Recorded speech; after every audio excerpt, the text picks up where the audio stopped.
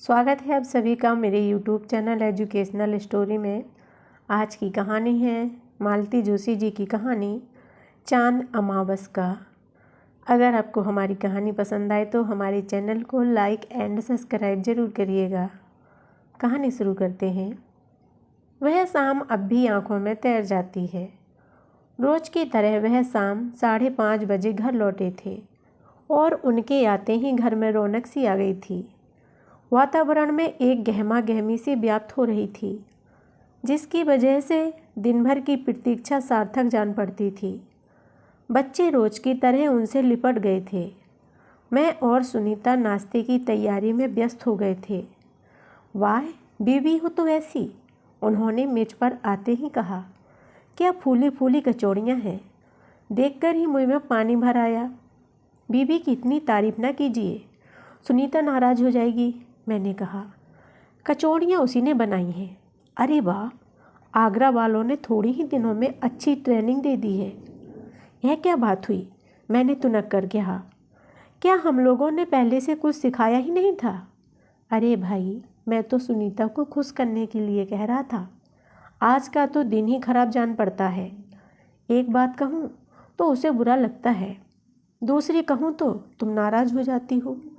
आप तो चुपचाप नाश्ता कीजिए, कुछ भी कहने की ज़रूरत नहीं। और सचमुच वह एकदम मौन हो गए, सिर्फ आँखों से ही प्रशंसा के भाव जताते रहे। सुनीता कुछ देर तो टुकुर टुकुर उन्हें देखती रही, फिर धीरे से बोली, आज कोई डाक नहीं भैया। अरे भाई, रोज़ रोज़ डाक कहाँ से आएगी? प्रबोध की कल ही तो चिट्ठी आई है। झेप कर रह गई बेचारी। मैंने ही उसकी ओर से कहा, क्या अकेले प्रबोध ही पत्र लिखते हैं? प्रमोद है, प्रधोत है, प्रभा है, प्रज्ञा है, फिर जेठानी की लड़कियां हैं, अंजू, मंजू, टिंकू, पिंकू। बाप रे, इतनी ज़बरदस्त फैन मेल। तब तो अलग से एक पोस्ट बॉक्स के लिए अप्लाई कर ही देता हूँ, उन्होंने कृत्रिम गंभीरता से कहा। पोस्ट बॉक्स से क्या होगा, आप तो ब्रांच ऑफिस खुलवा लीजिए, मैंने कहा। भाभी, आप भी, सुनीता ने मुँह फुलाकर कहा। पर साफ जाहिर था कि उसे यह चर्चा अच्छी नहीं लग रही थी। बाइक दवे, ये सब लोग रोज़ रोज़ लिखते क्या हैं? प्रबोध की बात तो खैर समझ सकता हूँ। अरे, इतने मज़ेदार पत्र होते हैं भाभी, आपका नाम तो ममता होना चाहिए था। अब भी आप बदल लीजिए। भाभी, आप तो दुष्ट हैं। अभी अभी हमारे घर में दाखिल हुई और लोकप्रियता की दौड़ में सबको पीछे छोड़ गई। ननंद रानी तो एकदम कविता ही करने लगती हैं। वह क्या लिखा था पिछली बार? भाभी प्लीज, दैट्स बैड रमा, तुम्हें दूसरों के पत्र नहीं पढ़ने चाहिए, उन्होंने डांटने का अभिनय किया। अरे वाह, पढ़ता कौन है? यह खुद ही पढ़वाती है, इनकी तारीफ होती है ना उसमें। असली चिट्ठी तो 7 तालों में बंद रखेंगी और ये आलतू फालतू चिट्ठियाँ ज़बरदस्ती दे जाएंगी। कह लीजिए आप भी जी भर के, हम तो जा रहे हैं। और वह सचमुच ही उठकर चल दी। अरे, अपनी डाक तो लेती जा, उन्होंने जेब से विदेशी मुहर वाला लिफाफा उछालते हुए कहा। वह तेजी से पलटी, उससे पहले ही मैंने उसे झटक लिया। वह कुछ देर तक असहाय सी देखती रही। भैया सामने ना होते तो बाकायदा छीना झपटी करती। फिर पता नहीं क्या हुआ, एकदम पेट पकड़कर बैठ गई, चेहरा एकदम रुआंसा हुआ आया। मैं तो घबरा ही गई। क्या हुआ रे? मैंने उसकी पीठ पर हाथ फेरते हुए कहा। मौका देखकर उसने लिफाफा छीना और भागकर अपने कमरे में बंद हो गई। अरे धीरे बाबा, मैंने कहा, पर वहाँ सुनने के लिए था ही कौन? तुम्हारा नुस्खा तुम्हारे ही आजमा गई वह, उन्होंने मेरी शिकस्त का मज़ा लेते हुए कहा। बहुत शैतान होती जा रही है। श्रीमती जी, एक चिट्ठी आगरा से हमारे नाम से भी आई है। आपके नाम? किसकी? भाई और किसकी होगी, समधी जी की है। अगले हफ्ते विदा कराने के लिए किसी को भेज रही है। लिखा है फिर 8वां लग जाएगा और सफ़र करना मुश्किल होगा। तो सफ़र करना क्या इतना ज़रूरी है? सो तो है ही, पहला बच्चा तो वही होना चाहिए, उनकी यही इच्छा है और कायदा भी यही है। चूड़ियों की खनक सुनकर मैंने पीछे मुड़कर देखा। दरवाजे की ओट में सुनीता खड़ी थी और उसकी आंखों में अनुनय भाव था। क्या उनकी इच्छा ही सर्वोपरि है? हमारा कुछ अधिकार नहीं? मैंने तो नक्कर कहा। रिवाज भी तो है, रिवाज को मारिए गोली। वहाँ वालों से अभी परिचय ही कितना है? 2-3 बार मिलाकर 30-40 दिन ही तो कुल रही है वहाँ। इतने दिनों तक अकेली कैसे रह पाएगी? प्रबोध साथ होते तब भी कोई बात थी। अच्छी शादी हुई है, ढंग से महीना भर भी साथ रहना नहीं हो पाया तो इसमें किसी का क्या दोष? तुम्हें ही तो शौक़ था फॉरेन रिटर्न दामाद का। अच्छी बात है, मुझे शौक़ है तो मैं भुगत लूँगी। आप वहाँ लिख दीजिए कि डिलीवरी यहीं होगी, बस लिखे देते हैं। हमारा क्या जाता है, हम तो लेखक मात्र हैं। कलम पकड़ने वाली तो तुम हो। वहाँ से उसकी सास ने डिटेक्ट करवाया होगा, यहाँ तुम करा देना। सच तो यह है कि हम निरीह प्राणियों को मुक्ति देकर दोनों ही लिखा पढ़ी कर लिया करो ना, वह भी हो जाएगा। 1-2 साल गुजरने दो। एक एक शब्द जैसे मन पर अंकित हो गया है, क्योंकि उसके बाद वैसी शाम वैसी रौनक घर में हुई ही नहीं। तार ही तार मिला था। प्रबोध नहीं रहे, उनकी कार का एक्सीडेंट हो गया था। सुनीता तो सहसा गस खाकर गिर पड़ी थी। तब होश में आई, तब एकदम बदल चुकी थी और हम भी क्या वहीं रह गए हैं। सारा घर ही जैसे एक उदासी की चादर में लिपट गया है। यशवंत का टेलीग्राम आया है, वे लोग शाम को पहुंच रहे हैं। दफ्तर से लौटकर उन्होंने बतलाया तो मैंने राहत की एक लंबी सांस ली। इन 20-25 दिनों में कितना थक गई हूँ। एक तो ये मातम पुरसी वाले चैन नहीं लेने देते। पता नहीं कहाँ कहाँ से रिश्तेदार दौड़े चले आते हैं। हर एक के सामने वही गाथा दोहराते दोहराते थक गई हूँ मैं। और लोग समझते हैं कि मैं कितनी भावना शून्य हूँ, जैसे दहाड़े मारकर रोना ही शोक का घोतक है। बच्चे दिन भर सूखा सा मुँह लिए अनाथ से यहाँ वहाँ घूमते रहते हैं और उनके पिता लगता है एकदम 10 साल बूढ़ा गए हैं। संवेदना प्रकट करने वालों से तो जैसे तैसे निपट भी लूँ, पर सुनीता से पार पाना मेरे लिए मुश्किल हो रहा है। 7-8 महीने का शिशु पेट में पल रहा है और वह है कि अन्न जल त्याग बैठी है। बड़ी मुश्किल से जरा सा दूध, कभी जरा सा मौसमी का रस उसे दे पाती हूँ। दिन भर उसे अपनी आँखों के सामने रखती हूँ। कोई मिलने वाला आता है तभी तनिक देर के लिए छोड़ती हूँ। फिर भी मन में खटका बना रहता है कि ऐसा वैसा कुछ ना कर बैठे। इसीलिए यशवंत के टेलीग्राम की बात सुनकर ही लगा जैसे मेरी सारी परेशानी दूर हो गई हो। बुआ जी को अब मैं 10-15 दिन यही रख लूँगी, घर नहीं जाने दूँगी, जैसी तुम्हारी मर्जी, उन्होंने कहा और अखबार लेकर बाहर बरामदे में जा बैठे। कई बार कहती हूँ घूम आया करो, क्लब ही चले जाओ, पर उनकी इच्छा ही नहीं होती। फिर लोग क्या कहेंगे? यह भय भी 24 घंटे सिर पर सवार रहता है। बुआ जी आएंगी तो डांट डपट कर बाहर भेज सकेंगी, सुनीता को मना मनू कर कुछ खिला पिला सकेंगी। इतनी सी थी, तभी से कलेजे से लगाकर पाला है, तभी तो दोनों भाई बहन इन्हें इतना मानते हैं। इस वज्रपात की खबर मिलते ही पहला तार उन्हीं के नाम दिया था। बेचारी अपनी बद्रीनाथ यात्रा बीच में ही छोड़कर आ रही है। वह आई तो आर्त विलाप करती हुई घर में दाखिल हुई। हाय मेरी बच्ची, क्या इसी दिन के लिए तुझे इतना बड़ा किया था? क्या भगवान के घर मेरे लिए जगह नहीं थी? मैं भी उनसे लिपट गई और इतने दिनों का दबा घुटा अवसाद आंसुओं के रूप में फूट पड़ा।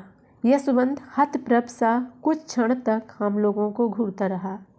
फिर बुआ जी का आवेश कुछ शांत होते ही कठोर स्वर में बोला, माँ, तुम क्या यहाँ इस तरह धुआंधार रोने के लिए आई हो? तुमने वादा किया था मुझसे। बेटा, रुलाई क्या किसी के कहने से आती है जो मेरे कहने से रुक जाएगी? तो तुम अभी उसके पास मत जाओ। गाड़ी से थकी हारी आई हो, कुछ देर आराम कर लो। फिर मुझसे बोला, भाभी कहाँ है वह, मुझे ले चलिए उसके पास। ऊपर बरसाती है, आज कल वह दिन भर वहीं बैठी रहती है, मानती ही नहीं। हम लोग ऊपर गए। बुआ जी भी धीरे धीरे चली आई। भला उनका मन मानता उसे देखे बिना। सुनीता आंखें बंद किए आराम कुर्सी पर चुपचाप लेटी थी। सुनी, देख कौन आया है। तू कल बुआ जी को याद कर रही थी ना, मैंने प्यार से उसके सिर पर हाथ फेरते हुए कहा। मैंने किसी को याद नहीं किया, मुझे किसी से नहीं मिलना। तुम लोग क्या घड़ी भर मुझे चैन से बैठने नहीं दोगे। उसने मेरा हाथ झटकते हुए कहा और फिर आंखें बंद कर लीं। उसकी उदास हताश आकृति देखकर बुआ जी फिर सिसकने लगी तो यशवंत की मुद्रा कठोर हो आई। अपने स्वर को यथासाध्य सहज बनाते हुए उसने कहा, मैंने कहा था अम्मा, तुम अभी आराम कर लो, थकी हारी आई हो। बेचारी बुआ जी अपना मुँह छिपाकर सीढ़ियों पर जाकर बैठ गई। यशवंत की आवाज़ सुनकर सुनीता ने फिर आंखें खोली। आहा, डॉक्टर साहब आए हैं। उसके इस नाटकीय वाक्य में तिरस्कार झलक रहा था। Doctor, I am very sorry, मेरी वजह से आपकी प्लेजर ट्रिप में खलल पड़ा। यह प्लेजर ट्रिप नहीं थी नीता, तुम्हें मालूम है मैं माँ के साथ बद्रीनाथ जा रहा था। हम लोग रुद्रप्रयाग में थे जब वह चुप हो गया। जब भैया का पत्र मिला, सुनीता ने उसका वाक्य पूरा किया, आप पुण्य लाभ से वंचित रह गए। इसका मुझे बहुत दुख है। पुण्य लाभ की सबकी परिभाषा एक सी नहीं होती, यशवंत ने गंभीरता से कहा। अच्छा, तो आप संवेदना प्रकट करने का पुण्य लूटने आए हैं, तो देर क्यों हो जाइए, शुरू। सुनी, यह क्या हो रहा है।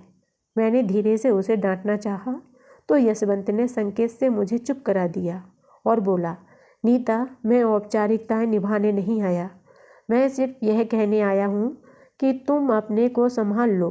अब तुम अकेली नहीं हो, एक और जिंदगी तुम्हारे साथ पल रही है।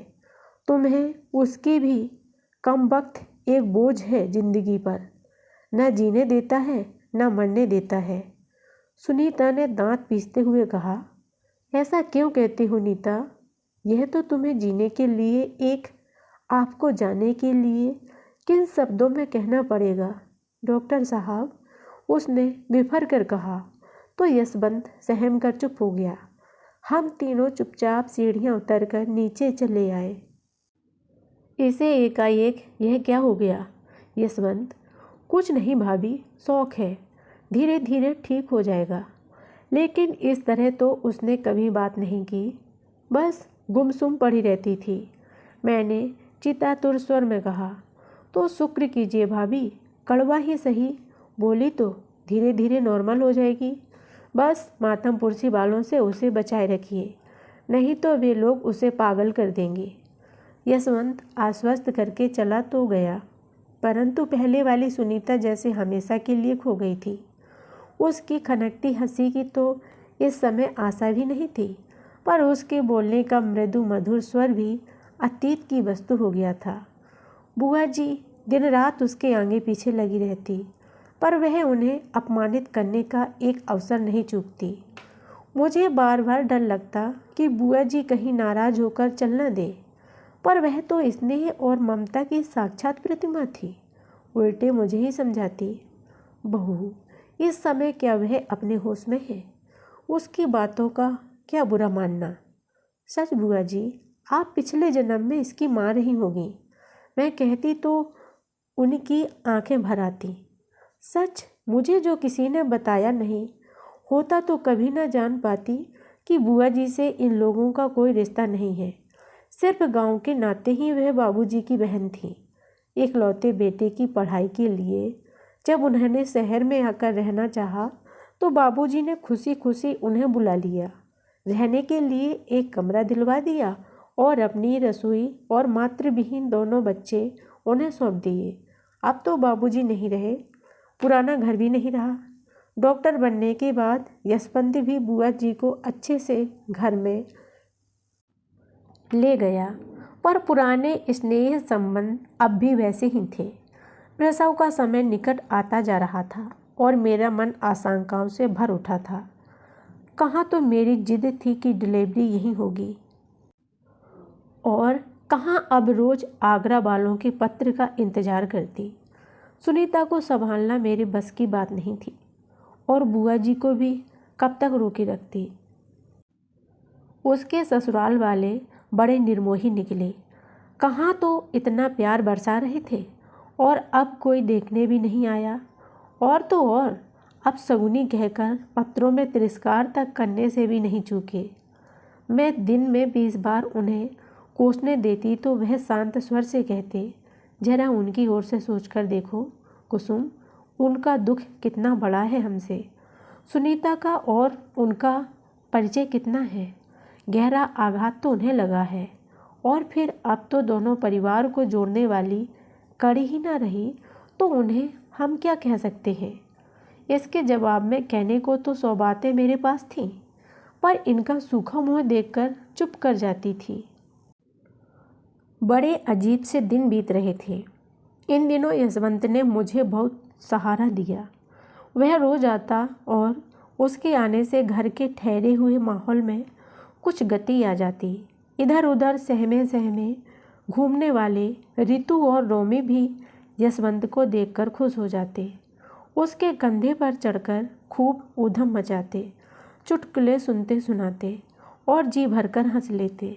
समय निकालकर वह मेरे पास भी कुछ देर बैठता, मेरी परेशानियां सुनता। उसी से मुझे राहत मिल जाती। पहले 2-3 दिन वह सुनीता के पास भी बैठा, पर उसे देखते ही वह रौद्र रूप धारण कर लेती और जो मन में आता बकने लगती। तब से उसने उस कमरे में जाना छोड़ दिया। सुनीता के व्यवहार पर मैं क्षोभ प्रकट करती तो उल्टे मुझे ही समझाता, भाभी इस समय वह बहुत अपसेट है। सुख का लबालब भरा प्याला उसके हाथ से एकाएक छूट गया है। इस कारण उसका संतुलन बिगड़ गया है। उसे बहुत सावधानी से टैकल करना होगा। उसकी कहीं जाने लायक स्थिति होती तो मैं वही सलाह देता। उससे बहुत अंतर पड़ता है, पर अब मजबूरी में चुप हूँ। उसकी ये बातें ही हमारे लिए संजीवनी थी, नहीं तो शायद हम सबके सब बीमार पड़ जाते। राम राम करके वे पहाड़ से दिन बीते और सुनीता ने एक दुबले पतले मरियल से बच्चे को जन्म दिया। इस प्रसव में उसका अपना भी नया जन्म हुआ था। बुआ जी साथ ना होती तो पता नहीं हम लोग कैसे इसे झेल पाते। सचमुच उनका बड़ा सहारा रहा।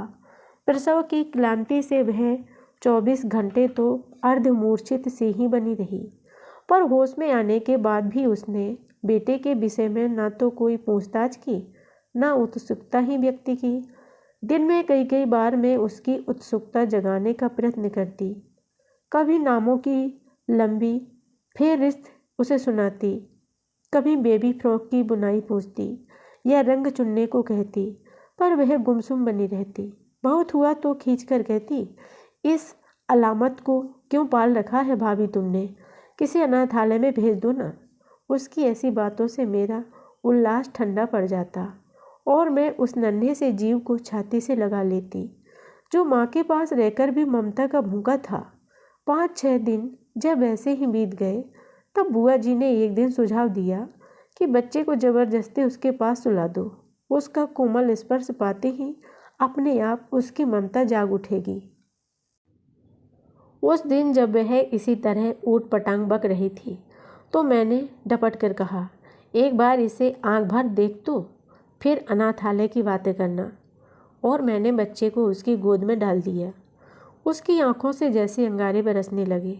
फेंको इसे उधर, उसने चीख कर कहा और सचमुच परे ढकेल दिया। जरा भी असावधान होती तो सर्वनाश निश्चित था। मैं इतने जोर से चीखी कि पड़ोस के वार्ड से सिस्टर भी दौड़ी चली आई। मुन्ने को उसे सौंपकर मैं तो सिर पकड़कर बैठ गई। छाती में जैसे धौंकनी सी चल रही थी। बच्चा बेतरह रोए जा रहा था और इन सबसे उदासीन वह आराम से लेटी हुई थी। शाम को जब बुआ जी आई तो पहली बार सुनीता को डांटते हुए सुना, कैसी कठकरेजिन है तू, लड़की को कुछ तो हो जाता तो वो तो महावीर जी ने ही रक्षा की है, नहीं तो कोई कसर बाकी नहीं थी। सुनीता ने कोई प्रतिवाद नहीं किया, वैसी भी चुपचाप पड़ी रही। बुआ जी का पारा और चढ़ गया और देर तक बड़बड़ाती रही। यशवंत मुझ पर ही बिगड़ा। भाभी, कितनी बार मना किया था मैंने, वो तो ठीक है भैया। पर बुआ जी बोली, और 2-4 दिन की देर हो गई तो उसका दूध हमेशा के लिए सूख जाएगा, यही ना। उसने वाक्य पूरा किया। ऐसा हो भी जाता तो क्या कोई गजब हो जाता। दुनिया में बहुत से बच्चे माँ के दूध के बिना जी लेते हैं। आप लोग समझती क्यों नहीं कि उसका केस नॉर्मल नहीं है। जन्म से ही उसे इस बच्चे से नफरत हो गई थी। प्रसव के कष्टों ने इस घृणा को और भी उभार दिया है। मैं डॉक्टर नहीं हूँ यशवंत भैया, पर इतना जानती हूँ कि दुनिया का प्रत्येक बच्चा माँ को कष्ट देकर धरती पर आता है। इससे माँ के प्यार में कोई फर्क नहीं आता।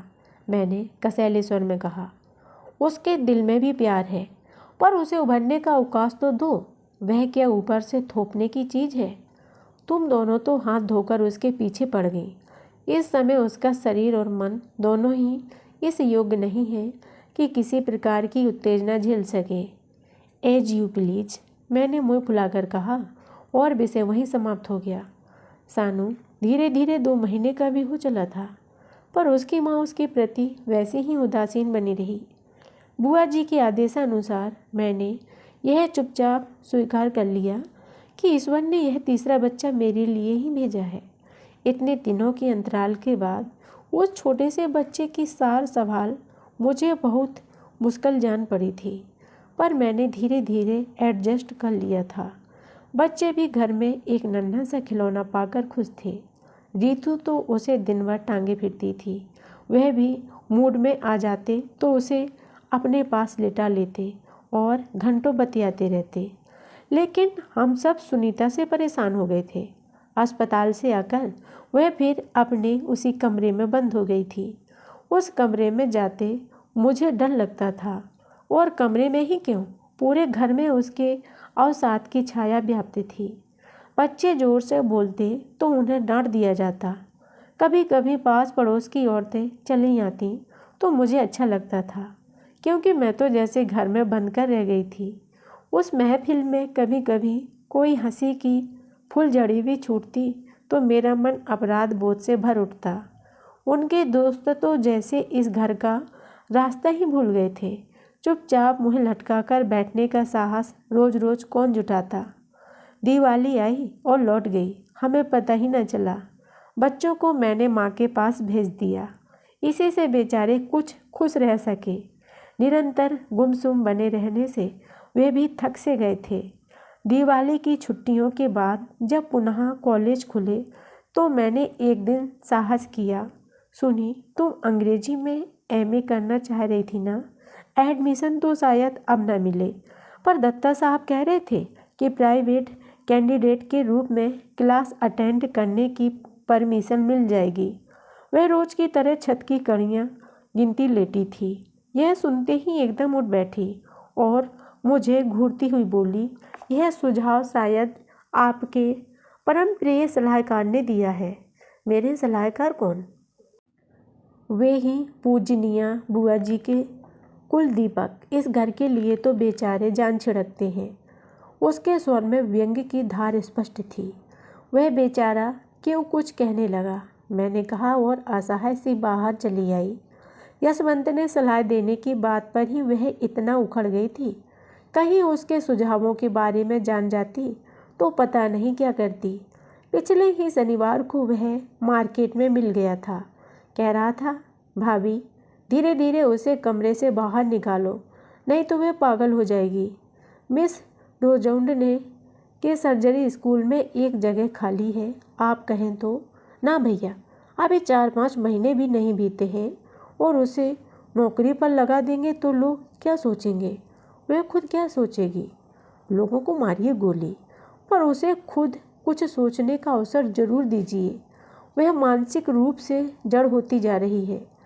सच तो यह है भाभी कि आप लोग बहुत ज़्यादा प्यार बरसा रहे हैं, बहुत ज़्यादा सहनशील होते जा रहे हैं। थोड़ी बेरुखी दिखलाइए, इसके दिमाग में कुछ हलचल तो हो। खड़े होकर भाषण देना तो बहुत सरल बात है, मैं सोचती रही, लेकिन यह भी सच है उसका यूँ एक कमरे में कैद होकर रह जाने का एहसास हम सब पर हावी होता जा रहा था। एक अजीब सा घुटन भरा वातावरण छा गया था। घर में बच्चे भी हंसना भूल गए थे। दोनों के जन्मदिन इस बार ऐसे ही सूने चले गए। एक नया कपड़ा तक नहीं बनवा सके। मिठाई बनवाने का तो खैर प्रश्न ही नहीं था। हर वक्त असहाय चुप्पी सी छाई रहती घर में। सानू की किलकारियों की उसमें जीवन भर देती थी।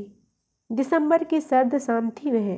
बच्चों ने अनुनय विनय करके आज पढ़ाई की छुट्टी मांग ली थी और वे आकाशवाणी से किसी गीत मालिका का वार्षिक कार्यक्रम सुन रहे थे। पिछला कार्यक्रम उन्होंने पड़ोस में मिश्रा जी के यहाँ सुना था, पर हर बार वहाँ जाना उन्हें अच्छा नहीं लग रहा था। घड़ी की सुइयाँ गीतों की सीढ़ियाँ पार कर रही थीं। बच्चे तन्मयता से सुन रहे थे, सर तय बांध रहे थे। रोमी ने तो फुल स्केप कागज पर बाकायदा चार्ट बनाया हुआ था। अनजाने ही में गीत उत्सव में शामिल हो गई थी। बच्चों के खिले खिले चेहरे मुझे अच्छे लग रहे थे। अब ये कार्यक्रम समाप्त होने में कुछ ही मिनट बाकी थे कि उन्होंने आकर एकदम स्विच ऑफ कर दिया। यह घर है या पान की दुकान? वह दहाड़े। हम सब स्तब्ध रह गए। वॉल्यूम बढ़ते बढ़ते कब अपनी चरम सीमा पर पहुंच गया था किसी को पता नहीं चला। अब दोबारा रेडियो खोलने की हिम्मत बच्चों में नहीं थी। दुख और निराशा से उनके आंसू निकल आए। ऐसा क्या गजब हो गया? मैंने कमज़ोर सी आवाज़ में प्रतिवाद किया। इधर आओ और अपनी आंखों से देख लो। कहते हुए वह लगभग मुझे खींचते हुए रसोई में ले गए। खुले दरवाजे से देखा। उतनी सर्दी में दोनों कानों पर हाथ दिए सुनीता आंगन में खड़ी थी। रीतू भी हमारे पीछे पीछे चली आई थी और लौटते हुए बड़बड़ा रही थी। अच्छा न्याय है, इनके कारण हम अपने घर में रेडियो भी नहीं सुन सकते। जब देखो बोर करती रहती हैं। उसकी बात पूरी भी न हो पाई थी कि उन्होंने तड़ से एक तमाचा उसे जड़ दिया था। उसी समय सुनीता दरवाजे पर आकर खड़ी हो गई। आंखों में खून भरकर एक बार रीतू ने उसे देखा और सुबकते हुए अपने बिस्तर पर चली गई। उस रात खाना भी नहीं खाया उसने। रीतू की उस मुद्रा को याद करती हूँ तो हैरानी होती है। समय मनुष्य को कितना बदल देता है। यही रीतू सुनीता का प्राण थी कभी। उसे भी मम्मी से ज़्यादा बुआ ही अपनी लगती थी। कॉलेज में लौटते ही मम्मी की शिकायत शुरू हो जाती और तब सुनीता उसे गोद में लेकर मुझसे झूठ मूठ लड़ने लग जाती। कई बार यह लड़ाई सचमुच की भी हो जाती थी। यूँ तो दोनों बच्चे उससे हिले हुए थे, पर रीतू पर उसका विशेष सत्कार था। वह 1.5 वर्ष की भी नहीं थी जब रोमी हुआ था। तब सुनीता ने ही उसकी देखभाल की थी। वह खुद भी तो जरा सी थी, 8वीं में पढ़ती थी, पर इतनी कुशलता से सब संभाल लिया था कि बाहर किसी को भनक भी न पड़ने दी। नहलाना धुलाना, समय असमय दूध गर्म करना, रात रात भर कंधे पर डालकर उसे घुमाना बच्चे के साथ क्या एक काम होता है। पर उसने कभी माथे पर सिकन भी ना आने दी। हर समय हंसती रहती थी। सानू के लिए खटते समय यही सब तो मन में रहता है। पर उस रात मुझे उन पर बहुत रोष आया। मैंने उनसे बात तक नहीं की। मुँह फुलाए एक करवट चुपचाप पड़ी रही। उनका अपना ही मूड इतना ऑफ था कि मेरी बेरुखी की उन्होंने परवाह ही नहीं की। दूसरे दिन सुबह जब खाना लगा रही थी तो रोमी ने आकर बतलाया, बुआ कमरे में नहीं है, छत पर देखो। लेकिन छत पर बाहर लॉन में कहीं भी वह नहीं थी। पड़ोस में जाने का तो प्रश्न ही नहीं था। इन लोगों को तो ऑफिस स्कूल जाने की जल्दी थी, सो खिला दिया। मैं उसकी प्रतीक्षा में बैठी रही। करीब 1 बजे वह लौट कर आई। कहीं चली गई थी, ऐसे ही उसने लापरवाही से उत्तर दिया और खाना लगाकर बैठ गई। इतना गुस्सा आया मुझे। एक तो भूख से वैसे ही हाल बेहाल हो रहे थे, फिर घबराहट में प्राण निकले जा रहे थे। उसके व्यवहार से मेरा पारा और चढ़ गया। उसके घर पहुंचते ही उन्होंने फ़ोन करने के लिए कहा था। मैं जानबूझकर टाल गई। बाद में आखिर उनका ही फ़ोन आया। सुनीता आ गई है ना? उन्होंने घबराए स्वर में पूछा। आ गई है, मैंने सपाट स्वर में कहा और रिसीवर रख दिया। दूसरों के घर में ना होती तो मैं पता नहीं क्या क्या कह जाती। फिर तो यह जैसे नियम हो गया। नहा धोकर वह रोज़ निकल जाती और काफ़ी देर बाद लौटती। 2-4 दिन बाद तो मैंने खाने के लिए राह देखना भी छोड़ दिया। इन लोगों के साथ ही खा लेती। पहले तो वह अकेली कमरे में ही खा लेती थी। मैंने ही समझा बुझाकर उसे सबके साथ खाने के लिए राजी किया था। इच्छा यह थी कि सबके साथ मिल बैठकर वह ठीक से खा पी लिया करे। पर हुआ यह कि उसके साथ बैठने से और सब एक प्रकार का तनाव सा अनुभव करने लगे। पर उसकी अनुपस्थिति से उस तनाव में कोई कमी नहीं आई थी, उल्टा वह बढ़ा ही था। आखिर उन्होंने एक दिन पूछ ही लिया, यह सुनीता रोज़ कहाँ जाती है? पता नहीं, तुमने पूछा नहीं? पूछने से ही क्या कोई बता देता है?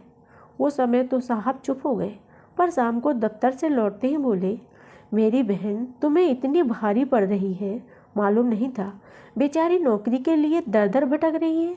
क्रोध और अपमान से मेरे आंसू निकल आए। कितनी आसानी से वह इतनी बड़ी बात कह गए। मेरे इतने दिनों के किए कराए पर पानी फिर गया। मेरे सारे मानसिक और शारीरिक कष्ट व्यर्थ हो गए जो मैंने पिछले दिनों झेले थे। वह शायद यह भी भूल गए कि कभी वह स्वयं सुनीता की नौकरी के लिए प्रयत्नशील थे।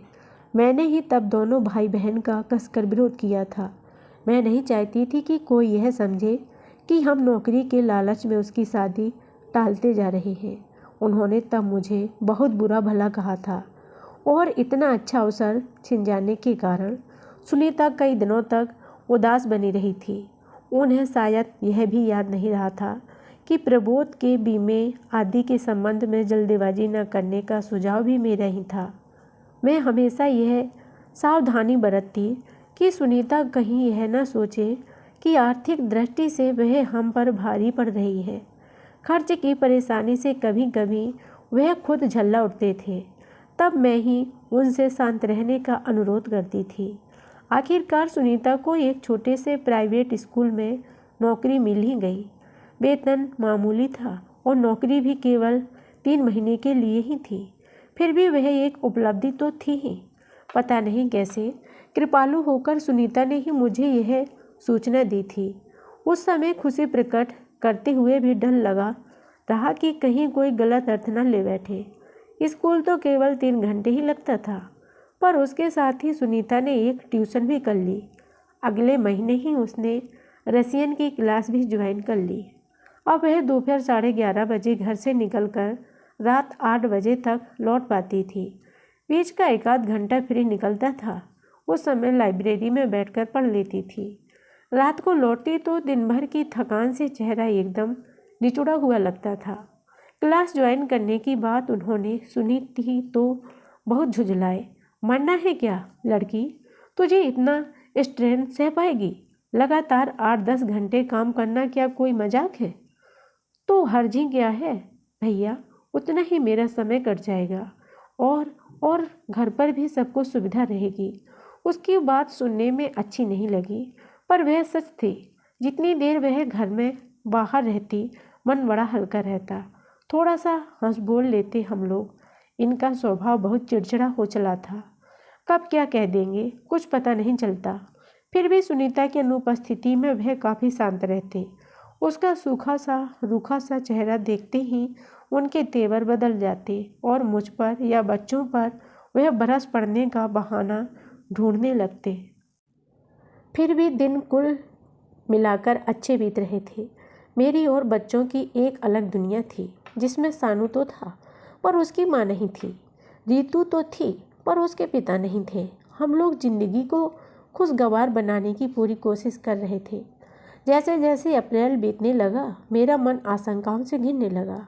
फिर से दिन भर घर में उसकी उपस्थिति की कल्पना से ही मन कांप उठता था। बच्चों को फिर से माँ के पास भेज सकती थी मैं, पर उनके बिना घर में रहने का ख्याल ही भयावह था। ऐसे में ही एक दिन पिताजी चारू को लेकर आ खड़े हुए और घर का नक्शा ही बदल गया। चारू नाम है, मौज मस्ती का, हंसी दिल लगी का। उसने एक दिन में ही घर पर छाई उदासी की चादर को खींचकर फेंक दिया। वे तब उसकी छूत से बच ना सके।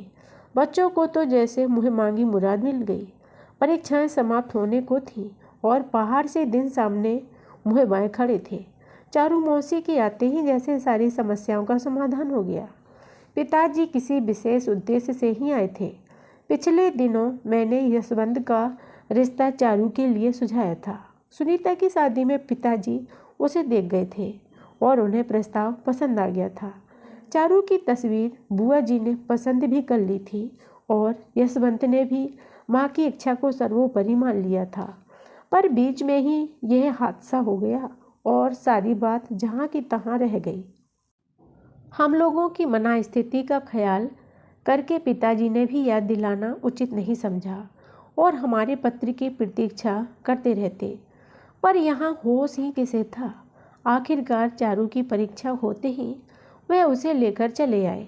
वह चाहते तो यह थे कि उनके सामने कोई निर्णय हो जाता। इन गर्मियों में शादी कर काम निपटा देने की उनकी इच्छा थी। मनीष का रिश्ता तय हो चुका था और लड़की वाले जल्दी मचा रहे थे। पर मैंने पिताजी को कोई बात नहीं उठाने दी। इनके मिजाज का आजकल कोई ठिकाना न था। किसी भी बात का गलत अर्थ निकाल लेते थे। सारी जिम्मेदारी अपने ऊपर लेकर मैंने उन्हें ग्वालियर वापस भेज दिया। पिताजी के जाते ही जो थोड़ा बहुत अंकुश था वह भी समाप्त हो गया। बच्चों के सैर सपाटे निर्बाध शुरू हो गए। रोज़ सुबह चाय की प्याली के साथ प्रोग्राम तय होता। नई पुरानी फिल्मों के विज्ञापन देखे जाते। फिर धूप की परवाह न करते हुए दिन भर तीनों घूमते रहते। कभी पिक्चर, कभी पार्क, कभी किसी के घर। मैंने मना ना किया होता तो बुआ जी के यहाँ भी उसके 2-4 चक्कर अब तक लग ही जाते। मोहल्ले में भी उसने अच्छी दोस्ती कर ली थी। जब देखो तब चारू दीदी की पुकार लगाता हुआ कोई चला ही आता था। पहली वाली सुनीता ऐसे समय याद आया करती। मैं उसके साथ जा नहीं पाती थी। फिर भी शाम को सारा विवरण मुझे सुनना पड़ता। छत पर या आंगन में हमारी महफिल जमती। चारू हर फिल्म की कहानी हूबहू एक्टिंग के साथ सुना डालती। पिक्चर देखने का ही मज़ा आ जाता। इसके अतिरिक्त लूडो, ताश, बहुत कुछ होता। दोनों भाई बहन हमारी इस बैठक में नहीं आते थे। जब तब वह अग्निय नेत्रों से हमें घूर कर चले जाते। 1-2 बार तो सुनीता को जबरदस्ती हमारे बीच लाकर बिठा गए, पर उसके आते ही हंसी के फव्वारे अपने आप थम जाते। बात करने के लिए कोई विषय ही न मिलता और थोड़ी देर बाद वह अपने आप उठकर चली जाती। 1-2 बार वह मुझ पर बहुत बिगड़े भी। तुम लोगों ने तो उसको काटकर अलग फेंक दिया है। कितना गुस्सा आता तब। अलग होने की प्रक्रिया क्या मैंने शुरू की। कई बार वह झल्लाते, तुम चारू से काम करा सकती हो पर उससे कुछ नहीं करवाओगी। बेचारी दिन भर बोर होती रहती है तो मैं क्या करूं? हर बार कमरे में जाकर उसे निमंत्रण दे आऊं कि रानी जी यह कीजिए वह कीजिए। यह बात मेरे मुँह तक आती पर मैं चुप कर जाती। किसी लिए चारू के लाख कहने के बावजूद मैं कभी घूमने नहीं गई। उन्हें तीखी कड़वी बातें कहने का एक और मौका देने की इच्छा नहीं थी। उन्हें सरकारी काम से भोपाल जाना पड़ा और उसका लाभ उठाकर चारू ने प्रोग्राम बना ही डाला। सुबह सुबह अखबार देखती हुई बोली, चलो दीदी आज इंदुमती देखाएं। बहुत दिनों से मेरी तमन्ना है। मैं हमेशा की तरह ना नुकर करने लगी तो बोली, दीदी रानी तुम्हारे फेवरेट हीरो की पिक्चर है इसीलिए तो आग्रह कर रहे हैं। बेचारे वैसे ही पिक्चर में कम आते हैं आजकल। और फिर जैसे मेरे मंतव्य को भांपकर उसने एकाएक सुनीता से पूछ लिया, सुनीता दीदी आप भी चलिए ना, अब तो छुट्टियां हैं, कोई परेशानी भी नहीं। सुनीता और मैं दोनों ही इस प्रस्ताव पर चकित रह गए। इतने दिनों तक मैंने भी उससे पूछने का साहस नहीं किया था। पर चारू का सहारा ही काम फटाफट होता है। सोचने विचारने के लिए समय ही नहीं रहता उसके पास। सुनीता जब तक कुछ जवाब दे उसने फौरन जोड़ दिया, आप तो जानती हैं, आप नहीं जाएंगी तो तीती ही नहीं जाएगी। यह लड़की कब क्या बोल जाएगी, सचमुच कुछ ठिकाना नहीं। सुनीता ने जो भी सोचा हो, पर प्रत्यक्ष रूप से वह बहुत ही विनम्र शब्दों में बोली, मुझे मजबूर मत करो चारू, पर भाभी को तुम जरूर ले जाओ। पता नहीं कब से पिक्चर नहीं गई है। भाभी, तुम्हें मेरी कसम, जरूर हो आओ। आजकल तुम्हारा निकलना ही कहाँ होता है। चारू के साथ कम से कम कुछ तो घूम लोगी। पता नहीं कितने दिनों के बाद सुनीता ने मुझसे इतनी बातें की थी। मेरा मन दयार्द हो आया। पिक्चर जाने का वैसे भी कोई खास उत्साह नहीं था, पर चारू ने पीछा नहीं छोड़ा। हमेशा उनके बारे में ही सोचती हो, हमारा कुछ ख्याल ही नहीं है। हम बेचारे रोज़ बच्चों के साथ घिसटते रहते हैं। उनकी रोनी सी सूरत देखकर मन पिघल गया। सच तो यह है, जब से बेचारी आई है खुद ही अपना और सबका मनोरंजन कर रही है, नहीं तो घर में तो जैसे एक शाश्वत मनहूसियत आकर बस गई थी। हम लोगों के चेहरे भी शायद बदल गए हैं। चारू रोज कहती, दीदी तुम और जीजा जी 10 साल बूढ़े दिखाई देने लगे हो। उसके उत्साह का अंत नहीं था। 2 बजे ही उसने चाय का पानी चढ़ा दिया। चाय पीते हुए जब मैंने सानू की बोतल भरनी शुरू की, तब वह बोली, यह क्या, सानू भी हमारे साथ जाएगा? सो तो है ही, यहाँ कौन देखेगा? क्यों, उसकी माँ तो है, माँ ने कभी उसे उठाया भी है? मैंने कहा तो चारू ने मुँह बिचका दिया। दरअसल सानू को लेकर कहीं बाहर जाने का यह पहला मौका था। उसे तैयार करके सुला दिया मैंने और खुद तैयार होने लगी। रीतू से कहा, बैग में पानी की शीशी और बिस्कुट भी रख ले। पता नहीं वह कैसे क्या करती रही कि दूध की शीशी नीचे गिरकर चकनाचूर हो गई। सौभाग्य से घर में और दूध भी था और नई शीशी भी। रीतू पर झुझलाते हुए मैंने फिर से गैस जलाई और उसे उबलने के लिए रखा। घड़ी की सुइयां प्रतिक्षण आगे बढ़ती जा रही थी और चारू बौखला रही थी। दीदी, तुम्हारा तो गोरख धंधा कभी खत्म होगा ही नहीं। इतनी जल्दी तैयार होने से क्या फ़ायदा हुआ? तुम तो जिंदगी भर के लिए रसोई में ही दफन होकर रह जाओगी। उस दिन सुनीता ने मुझे आश्चर्य का दूसरा धक्का दिया। शायद उसने चारू की कमेंट्री सुन ली थी। मेरे पास आकर धीरे से बोली, भाभी 2:45 हो रही हैं, तुम लोग अब जाओ, नहीं तो आधी पिक्चर निकल जाएगी। अरे लेकिन यहाँ मैं सब देख लूँगी सानू, उसे भी देख लूँगी, तुम चिंता ना करो। चारू ने मुझे विचार करने का भी अवसर नहीं दिया और खींचकर सड़क पर ले आई। मेरी गुमसुम मुद्रा को देखकर बोली, आखिर तुम्हें इतना ऑकवर्ड क्यों लग रहा है? अपने बच्चे को ही तो संभालेगी, कोई एहसान करेगी तुम पर। इस पगली लड़की से बहस करना क्या सरल था, और हर बात क्या कहकर समझाई जा सकती है, पर मेरा मन घर ही में अटका रहा। यह सच है, लौटते समय बच्चों ने मधुशाला में जाने की जिद की तो मैंने मना कर दिया। वे 3 घंटे ही मुझे भारी पड़ गए थे। रोमी ने दूर से ही उसे देख लिया था। डॉक्टर अंकल, वह जोर से चिल्लाया, अब देखिए कैसा मासूम बना हुआ है। थोड़ी देर पहले इसका रौद्र रूप देखती, आप जानती हैं, घंटे भर से परेड कर रहा हूँ। तब तक बच्चों ने उसे घेर लिया था। मौका पाकर मैं अपने कमरे में चली आई। चारू तो कब से शर्मीली कन्या बनकर कहीं दुबक गई थी, और कोई दिन होता तो यशवंत को देखते ही रसोई में दौड़ पड़ती मैं, पर आज वह मन ही नहीं हुआ। 2 दिन पूर्व ही मैं अकेली चुपके से बुआ जी के पास गई थी। उन्हें पुराने पत्र व्यवहार की याद दिलाकर मैंने चारू के आने की बात बतलाई थी, पर उन्होंने कोई विशेष उत्साह नहीं दिखाया, तो मुझे जरा अजीब सा लगा। आप एक बार उसे देख तो लेती, पसंद ना हो तो? मैंने अनुरोध किया। भले घर की लड़कियों को देखना क्या है, और फिर वह तो तुम्हारी बहन है। लेकिन क्या? मैंने अधीरता से पूछा। वह बात ही नहीं उठाने देता। हमारे उधर भी तो आजकल आते नहीं हैं, नहीं तो मैं ही पूछ लेती, कहीं कोई चक्कर तो नहीं है। बुआ जी कुछ देर तो चुप रही, फिर भर्राए कंठ से बोली, वह तो इसका नाम तक लेने से भड़क उठती है, और यह है कि उसी की माला जप रहा है। किसकी बात कर रही हैं आप? सुनीता की? हे भगवान, मैंने तो कभी कल्पना भी नहीं की थी। उसने मुझसे भी कभी कुछ कहा नहीं है, पर बिटिया, माँ से क्या कुछ अनजाना रह सकता है? और आप क्या उसे स्वीकार कर सकेंगी? बुआ जी हंसी। बिटिया, धर्म कर्म आदमी करता ही किस लिए है? मेरा तो अब लोग भी वही है, परलोक भी वही है। संतान का सुख ही तो सब कुछ होता है। मन इतना खराब हो आया, पिताजी को पत्र में क्या लिखूं अब? कितनी तारीफ की थी यशवंत की मैंने, अब किस मुँह से यह सब कहूँगी? और चारू वह अपने मन में क्या सोचेगी? सुनीता, सुनीता, सुनीता। ओफ, यह लड़की क्या हमेशा प्रेत की छाया की तरह मेरी खुशियों को निगलती रहेगी? मन की तलहटी में सने सने जमता हुआ रोष उफन कर बाहर आने को हुआ। उसी में डूबी रही मैं। शायद इसीलिए उसे अकेली छोड़कर, सानू को छोड़कर सिनेमा जा सकी मैं। चारू की इतनी सामर्थ्य नहीं थी कि मुझे ले जा सके। अरे भाभी, आप कहाँ हैं? मैं सारे घर में खोज आया। वह कमरे में आया और बैठ गया। मैं पलंग पर बैठी सानू को थपकी देकर सुलाती रही। और सुनाइए, क्या गया है?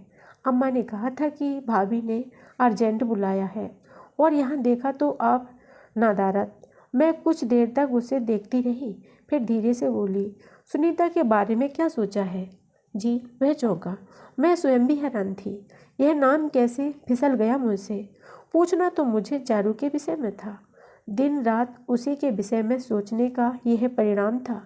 पर एक तरह से अच्छा ही हुआ। पहले से योजना बनाकर तो शायद कभी पूछ भी ना पाती। तुमने मेरी बात का उत्तर नहीं दिया। भाभी, मैं आपका मतलब ही नहीं समझा, उसने मासूमियत से कहा। मुझसे बनो मत भैया, मुझे सब मालूम है।